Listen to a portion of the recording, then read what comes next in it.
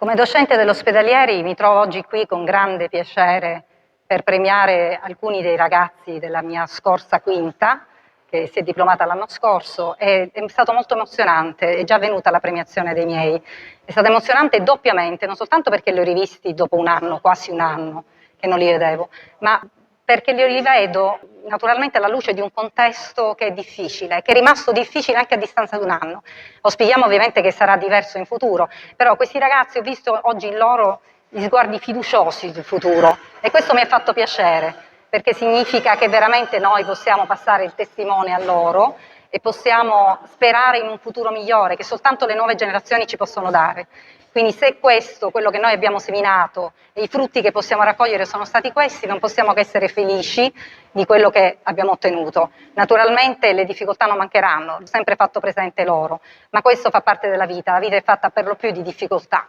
e quindi sicuramente ci vuole molta forza e molto coraggio, ma loro l'hanno già avuto l'anno scorso, quindi secondo me qualcosa di peggiore di questo è difficile che avvenga. Se hanno superato questa prova supereranno anche le altre prove, ne sono sicura, e quindi non posso che augurare il meglio a tutti i ragazzi dell'Ospedalieri che oggi sono presenti per i loro riconoscimenti, per i loro attestati e soprattutto che ci sia un futuro roseo per loro come si meritano.